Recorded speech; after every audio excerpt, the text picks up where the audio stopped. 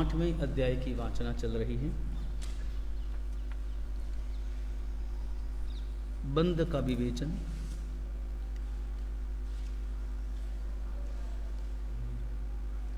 चौथा सूत्र, प्रकृति स्थित्यनुभाव प्रदेशास्तद्विदयः।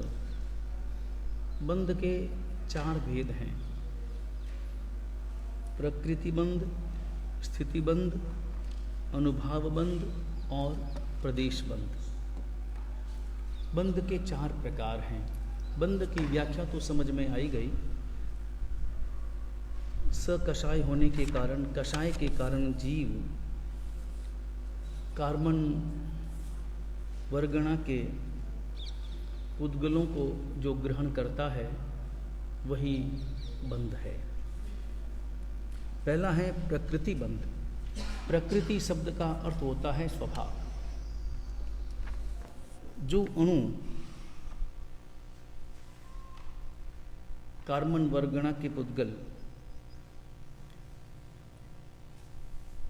वो जब बंद होता है तो कौन से अणु, कौन से आत्मा के स्वभाव को, आत्मा के गुण को दबाएंगे? क्योंकि कार्बन वर्गणा का कार्य क्या है? आत्मा के जो गुण हैं उन गुणों को ढकना, उन गुणों को दबाना। तो कौन से अणु कौन से कर्म को दबाएंगे, ये तय कौन करे? ये तय करता है प्रकृति बंध। अब आत्मा है, आत्मा में गुण कितने हैं? आत्मा के तो अनंत गुण हैं, लेकिन उन सारे अनंत गुणों को हम 8 भागों में बांट सकते हैं। अनंत ज्ञान, अनंत दर्शन इत्यादि। ये जो 8 गुण हैं मुख्य मुख्य, इन 8 गुणों को दबाने का कार्य कार्बन वर्गणा के परमाणु करते हैं, पुद्गल करते हैं। तो वे कार्बन पुद्गल जब बंद होता है तो उस वक्त में ये तय हो जाता है कि ये अणु इस गुण को दबाएंगे, ज्ञान को दबाएंगे, ये अणु दर्शन को दबाएंगे। और इस प्रकार अलग अलग किसी अणु का जो स्वभाव है, कर्म का जो स्वभाव है, कार्बन वर्गणा के उनका स्वभाव है कि वो चारित्र गुण को दबाते हैं। इस प्रकार कुल मिलाकर के 8 प्रकार हैं। और उस आधार पर मूल प्रकृतियां 8 है और उत्तर प्रकृतियां 158 अथवा 120। एक ही बात है, भेद प्रभेद के आधार पर 158 अन्यथा 120। इस प्रकार उत्तर प्रकृतियां हैं। तो प्रकृति बंध यानी उन कार्बन वर्गणा के उद्गलों का स्वभाव कि कौन से अणु कौन से आत्मा के गुण को दबाने का काम करेंगे। ये जब तय हो जाता है बंध के समय में, वो प्रकृति बंध कहलाता है। दूसरा है स्थिति बंध। स्थिति बंध का वो अर्थ होता है कि जब ये तो तय हो गया कि कौन से गुण को वो आवृत्त करेंगे, उसके बाद में जब स्वभाव तय हो गया तो इसके साथ साथ ये भी तय होता है कि उन कार्बन परमाणुओं का ये स्वभाव, आत्मा के उन गुणों को आवृत्त करने का स्वभाव कितने समय तक रहेगा, वो कब तक दबाएंगे।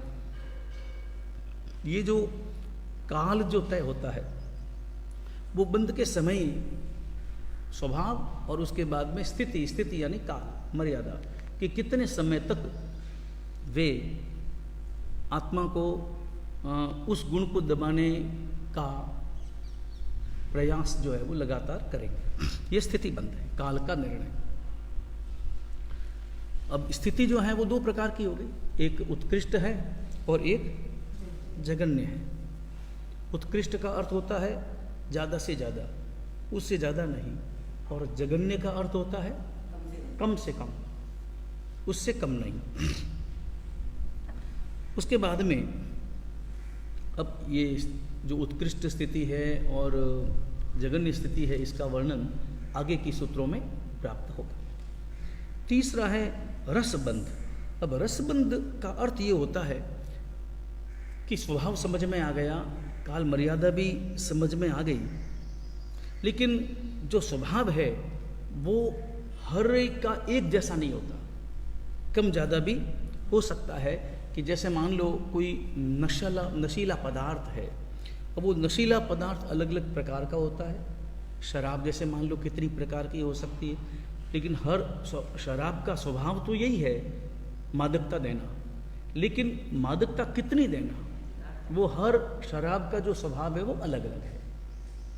कोई शराब ज़्यादा मादकता देती है, कोई शराब अल्प मादकता देती है। ठीक उसी प्रकार आत्मा के गुण को दबाने का जो उन कर्मों का स्वभाव है, उस स्वभाव में भी जो तरतम भाव रहता है, जो तरतमता का भाव रहता है, वो रसबंध है। विपाक में फिर इसी आधार पर कर्म का जब विपाक उदय में आता है, तब तरतमता, उसकी जो तरतमता है वो नज़र आती है। बराबर अपन देखते ही हैं, जैसे मान लो ज्ञानावर्णीय कार्मण पुद्गल है, तो वो क्या करेंगे, ज्ञान गुण को रोकने का कार्य करते हैं। लेकिन कभी कभी ऐसा भी अपन देखते हैं कि एक ही व्यक्ति है, किसी एक वस्तु के ज्ञान में बिल्कुल की उसकी प्रवृत्ति नहीं है, लेकिन कोई और विषय वो अच्छे ढंग से समझ सकता है। ऐसा इस प्रकार का जो तरतम भाव है वो समझ में आता है।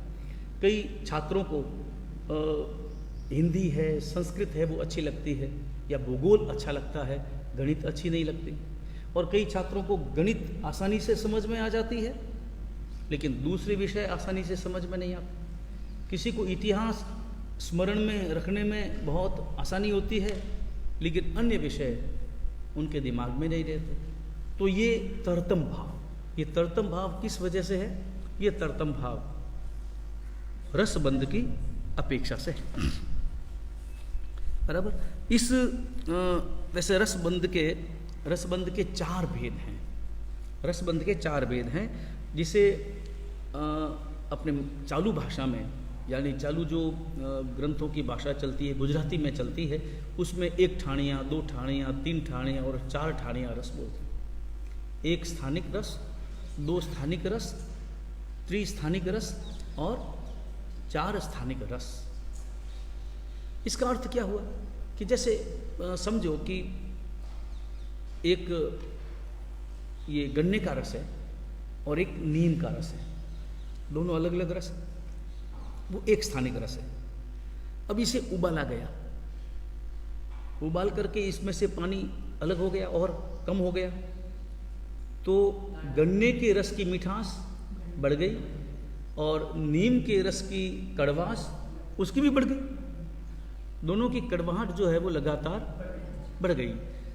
और ज़्यादा उकालेंगे तो जितना ज़्यादा उकालते जाएंगे, उस आधार पर गन्ने के रस की मिठास वो ज़्यादा से ज़्यादा लगातार बढ़ती जाएगी और उसकी जो कड़वास है वो भी बढ़ती जाएगी। नीम के रस की जो कड़वास है वो भी स्वाभाविक रूप से बढ़ती जाएगी।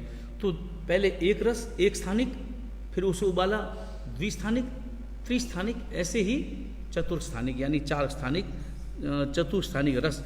इस प्रकार से ये रसबंध के 4 भेद हैं।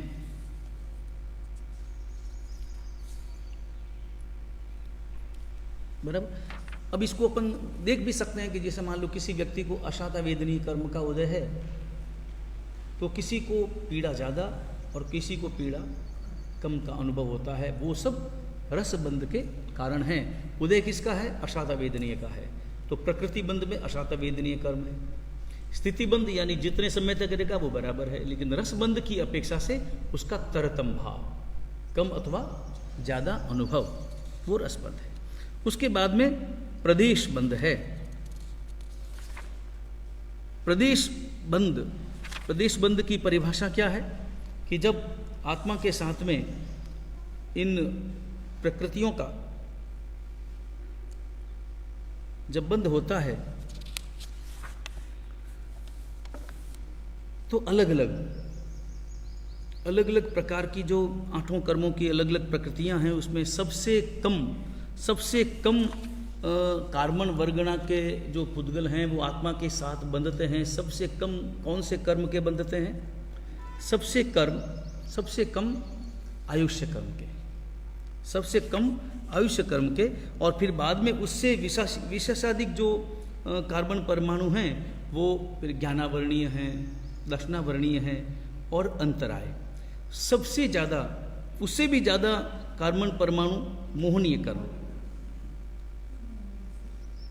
और उससे थोड़ा अधिक ऐसे नाम गोत्र। और उसके बाद में सबसे ज़्यादा जो कार्बन परमाणु बंधते हैं वो किसके? वेदनीय कर्म, सबसे ज़्यादा वेदनीय। सबसे कम किसके? आयुष्य कर्म। हाँ, कर्म पुद्गल आयुष्य कर्म के सबसे कम होते हैं, क्योंकि आयुष्य कर्म एक ही बार बंधता है, बाकी 7 कर्म जो है वो बार बार लगातार हर पल बंधन करता है। उसके बाद में आयुष्य कर्म से ज़्यादा ज्ञानावर्णीय, दर्शनावर्णीय और अंतरायिक। फिर उससे ज़्यादा अथवा समान वो है नाम और गोत्र के। और सबसे ज़्यादा जो कर्म है वो किसके? उसके बाद में उससे अधिक भाई ज्ञानावर्णीय, दर्शनावर्णीय, अंतराय, उससे ज़्यादा मोहनीय के, और उससे ज़्यादा या बराबर नाम और गोत्र के, और सबसे ज़्यादा वेदनीय के। बराबर। अब इन ये प्रदेश बंध है। प्रदेश बंध का अर्थ होता है कर्मों का जत्था, कर्मों का आकार प्रकार, कि कितने कार्बन परमाणु जो है वो आत्मा के साथ में बंधते हैं, उस जत्थे को प्रदेश बंध कहते हैं। इन चारों प्रकार के बंध को समझने के लिए अपने यहाँ पर एक मोदक का उदाहरण दिया जाता है। और मोदक का उदाहरण का अर्थ ये हुआ कि सबसे पहला प्रकृति बंध। तो एक लड्डू है, तो अलग अलग प्रकार के लड्डू हैं। मेथी का लड्डू होता है, उड़द का लड्डू होता है, बूंदी का लड्डू होता है, अलग अलग प्रकार के लड्डू हैं। और हर लड्डू का अपना एक स्वभाव होता है कि कोई लड्डू आपके वात दोष को दूर करता है, कोई लड्डू आपके कफ दोष को दूर करता है, और कोई लड्डू पित्त नाशक है। तो ये उसका स्वभाव है। ऐसे ही कर्मों में कोई ज्ञान को आवृत्त करता है, कोई दर्शन को आवृत्त करता है, कोई शुभ अशुभ वेदना देता है, और इस प्रकार सुख को आवृत्त करता है।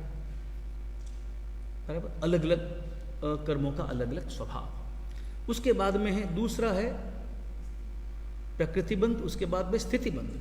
तो लड्डू की भी मर्यादा है।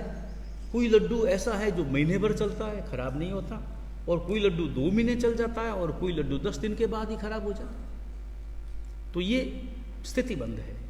तीसरा है रस बंध। कोई लड्डू ज़्यादा मीठा है, कोई लड्डू कम मीठा है, ये रस बंध है। और प्रदेश बंध।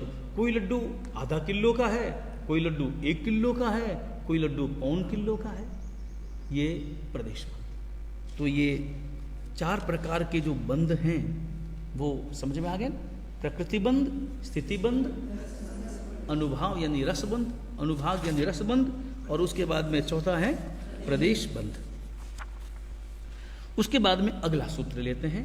अगले सूत्र में प्रकृति बंध के मूल भेद कितने हैं, यानी मूल कर्म कितने हैं। प्रकृति, मूल तो प्रकृति यानी मूल उसका स्वभाव है, वो कितने हैं।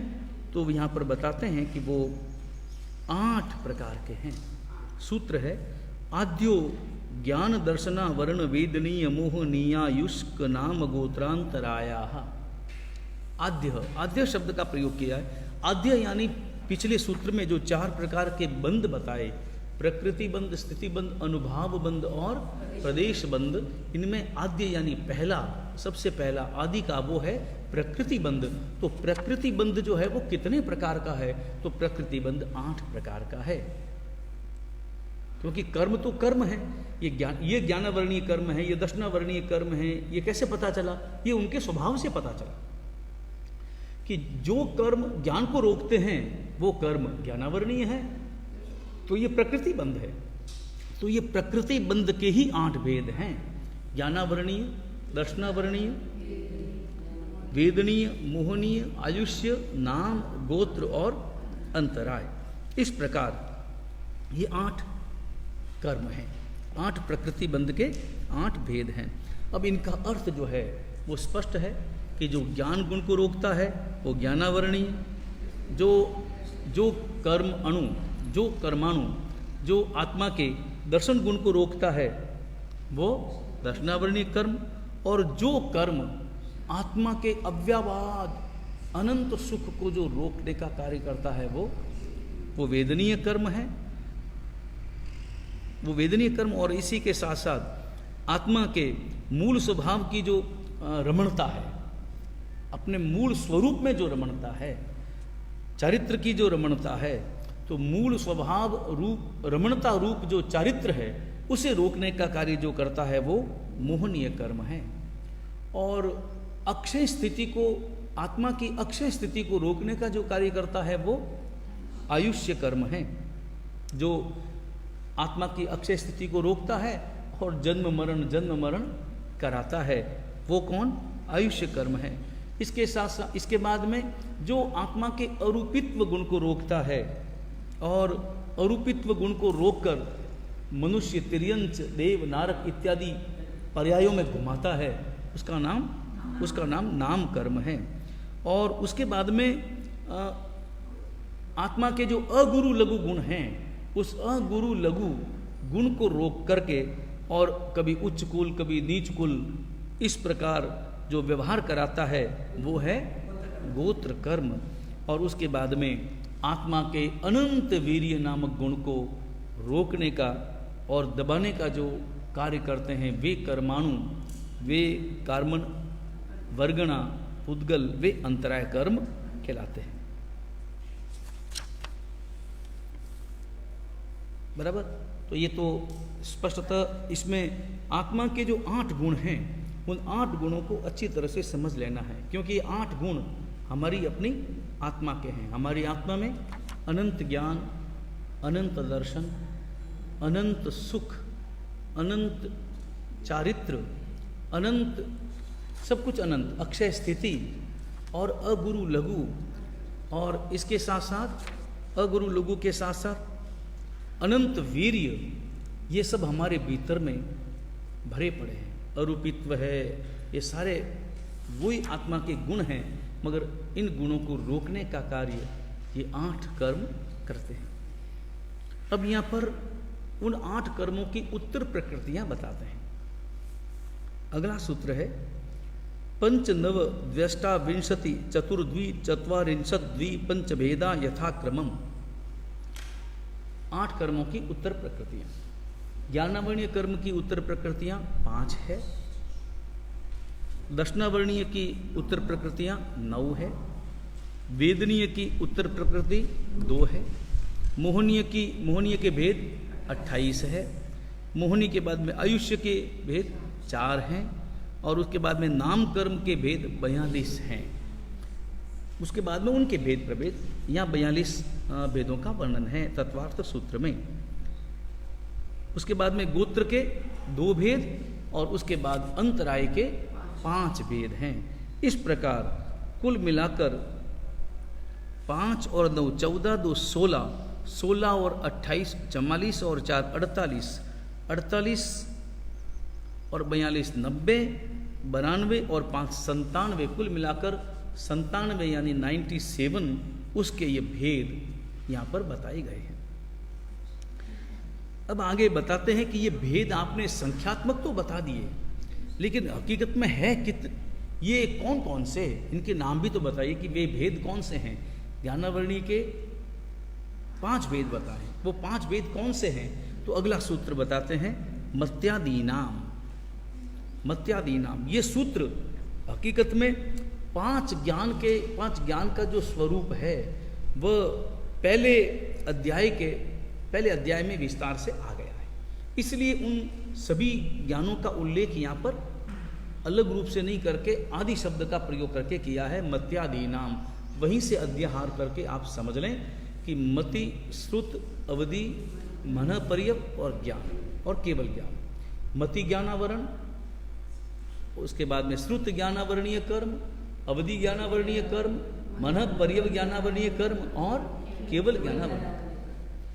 अर्थ भी स्पष्ट है कि जो कार्बन अणु, जो कर्म अणु जो हमारे मति ज्ञान को बाधित करता है वो मति ज्ञानावरण, जो श्रुत ज्ञान को बाधित करे वो श्रुत ज्ञानावरण, जो अवधि ज्ञान को बाधित करे वो अवधि ज्ञानावरण, जो मनः पर्यव ज्ञान को बाधित करे वो मनः पर्यव ज्ञानावरण, और जो केवल ज्ञान को रोके वह केवल ज्ञानावरण। इस प्रकार मति, इस प्रकार ज्ञानावरणीय कर्म की ये 5 प्रकृतियां हैं। इसके बाद में अब दर्शनावरणीय कर्म के प्रकृतियां, उनके भेद बताते हैं। उनके भेद कितने हैं? 9। चक्षुरवधि केवलानां निद्रा निद्रा निद्रा प्रचला प्रचला प्रचला स्त्यानर्दि वेदनीयानि च। दर्शनावरणीय कर्म की 9 प्रकृतियां। अब दर्शनावरणीय कर्म की व्याख्या क्या है कि जो हमारे दर्शन गुण को, आत्मा के अनंत दर्शन जो गुण हैं उसको जो रोके वो दर्शनावरणीय कर्म। लेकिन ज्ञान और दर्शन में अंतर क्या है? ज्ञान और दर्शन किसे कहते हैं? तो इसका अर्थ है कि सामान्य बोध होना दर्शन है, विशेष बोध होना ज्ञान। हमेशा मति इत्यादि से भी पहले सामान्य दर्शन फिर विशेष दर्शन। तो सामान्य दर्शन जो होता है, सामान्य बोध जो होता है वो दर्शन है, और जो विशेष बोध होता है वो ज्ञान। तो दर्शनावरणीय के जो भेद हैं कर्म के वो 9 प्रकृतियां हैं। उसमें चक्षु दर्शन, अचक्षु दर्शन, अवधि दर्शन, केवल दर्शन, निद्रा निद्रा निद्रा, प्रचला प्रचला प्रचला और स्त्यानर्दि। उसमें पहला है चक्षु दर्शनावरण, जिसके कारण, जिस कर्म के परिणाम स्वरूप, जो कर्म आंख के द्वारा होने वाले सामान्य बोध को जो रोकने का काम करे वह चक्षु दर्शनावरण। आंख के द्वारा जो सामान्य बोध होता है उसे रोकने का जो काम करता है वो चक्षु दर्शन। और आंख को छोड़कर बाकी जो अन्य इंद्रियां हैं और मन, 4 इंद्रियां और 5वां मन, इनके द्वारा होने वाले सामान्य बोध को रोकने का जो काम करता है उन कार्बन उद्गलों को क्या कहेंगे? अचक्षु दर्शन। बराबर। इसके बाद में जो कर्म अवधि दर्शन रूप, अवधि ज्ञान से होने वाला जो सामान्य दर्शन, सामान्य बोध, उसे रोकने का जो कार्य करता है वो अवधि दर्शनावरण। और इसी प्रकार जो केवल दर्शन रूप जो सामान्य बोध को रोकने का कार्य करता है वो केवल दर्शनावरण। बराबर। उसके बाद में अब यहां पर एक प्रश्न हो सकता है कि चक्षु दर्शन कहा, अचक्षु दर्शन कहा, बराबर, अवधि दर्शन कहा और केवल दर्शन कहा, तो अवधि दर्शन के बाद में मनः पर्यव दर्शन क्यों नहीं कहा? जैसे अवधि ज्ञान से पहले सामान्य बोध, फिर विशेष बोध। सामान्य बोध वो अवधि दर्शन, विशेष बोध वो अवधि ज्ञान, विशेष बोध वो अवधि ज्ञान। तो इसी प्रकार केवल ज्ञान में भी ऐसा ही, सामान्य बोध वो केवल दर्शन, विशेष बोध वो केवल ज्ञान। तो फिर मनः पर्यव ज्ञान, इसमें मनः पर्यव दर्शन क्यों नहीं? ये भेद तो बताया ही नहीं। तो इस भेद के पीछे, क्योंकि मति ज्ञान और श्रुत ज्ञान ये दोनों तो उसमें चक्षु दर्शन और अचक्षु दर्शन में दर्शन के रूप में आ गए, लेकिन यहाँ एक मनः पर्यव ज्ञान को क्यों छोड़ा? उसका मनः पर्यव दर्शन क्यों नहीं होता? तो इसका कारण ये है कि मनः पर्यव ज्ञान के द्वारा जो मन का जो बोध होता है, मन के पुद्गलों का जो बोध होता है, मन पर्यव ज्ञान के द्वारा जो बोध होता है वो अपने आप में विशेष बोध ही होता है, उसका सामान्य बोध नहीं होता है। इसलिए मन पर्यव दर्शन नहीं है, सीधा मन पर्यव ज्ञान ही है।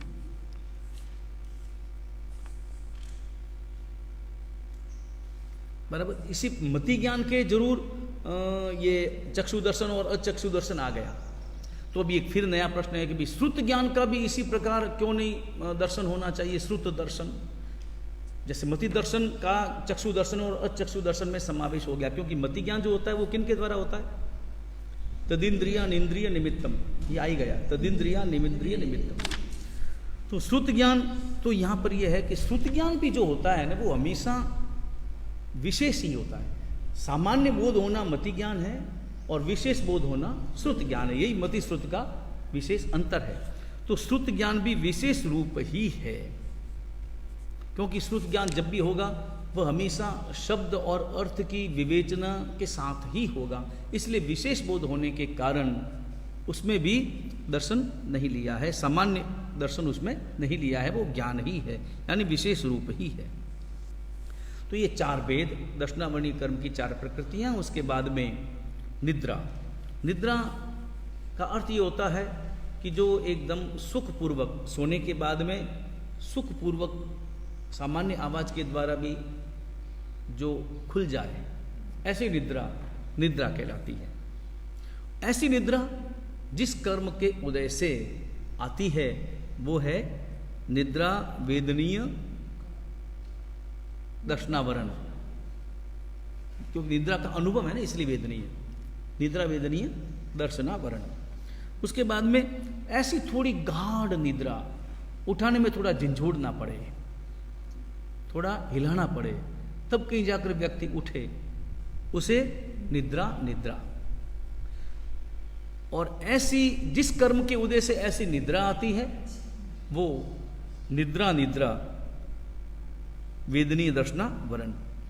फिर बैठे बैठे जो नींद लेते हैं वो प्रचला है। यूं कभी कभी आ जाए वो बात नहीं है, लेकिन अधिकतर जो लोग अपने व्याख्यान इत्यादि में जो नींद आती है वो अलग प्रभाव से आती है। हाँ, अगर उसको प्रचला मान लेंगे तो ये सबके प्रचला का उदय मानना पड़ेगा। लेकिन इसमें व्याख्या यही है कि जो बैठे बैठे नींद आती है उसे प्रचला कहते हैं, और जिस कर्म के उदय से ऐसी निद्रा आती है वो प्रचला वेदनीय दर्शनावरण। इसके साथ साथ प्रचला प्रचला चलते चलते जो नींद ले, चलते चलते जिन्हें नींद आती है वो प्रचला प्रचला है। और ऐसी निद्रा जिस कर्म के उदय से आती है वो प्रचला प्रचला वेदनीय दर्शनावरण। उसके बाद में इसका नौवां भेद है स्त्यानर्धी। स्त्यानर्धी का अर्थ ये होता है कि दिन में चिंतन किया हुआ कार्य रात में नींद में ही जाग करके करे, मगर नींद में ही करे, नींद में ही उठे, नींद में ही चले और नींद में ही वो कार्य पूर्ण कर ले। जिस कर्म के उदय से ऐसी निद्रा जिसे आती है वो है स्त्यानर्धी वेदनीय दर्शनावरण। इस प्रकार ये दर्शनावरणीय कर्म के भेद पूरे हुए, और इसके आगे की व्याख्या हम कल की वाचना में करेंगे। वीतराग परमात्मा की आज्ञा विरुद्ध कुछ भी कहा गया हो, मिच्छामि दुक्कडम। सर्वमंगल मांगल्यम सर्व कल्याण कारणम प्रदानम सर्वधर्माणां जैनम जयति शासनम।